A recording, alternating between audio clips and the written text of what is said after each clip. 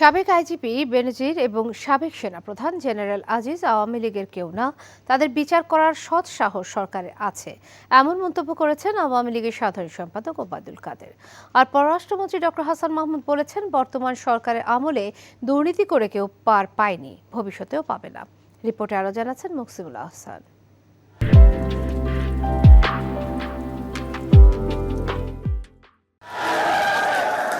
ঐতিহাসিক ৬ দফা দিবস এবং আওয়ামী লীগ প্রতিষ্ঠার প্লাটিনাম জয়ন্তী উদযাপন উপলক্ষে প্রতিনিধি সভা করে ঢাকা মহানগর উত্তর আওয়ামী লীগ। এ সময় ওবায়দুল কাদের বলেন যে দলের শীর্ষ নেতারা দুর্নীতি এবং অর্থ পাচারের দায়ে সাজাপ্রাপ্ত, তাদের মুখে দুর্নীতি নিয়ে কথা মানায় না।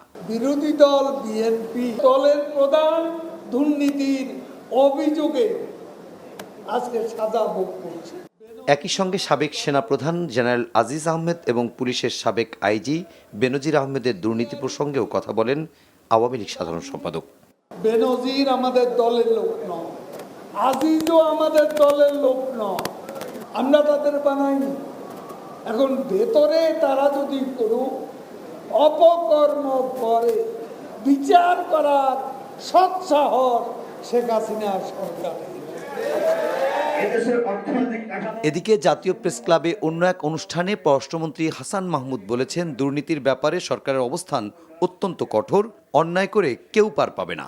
দুর্নীতি বা অনিয়মের বিরুদ্ধে আমাদের সরকার জিরো টলারেন্স নীতি গ্রহণ করেছে এবং সেই কারণে আমাদের দেশে দুদক অত্যন্ত স্বাধীনভাবে কাজ করে, আমাদের দেশে আদালত অত্যন্ত স্বাধীনভাবে কাজ করে। Muksimul Ahsan, NTV news, Dhaka.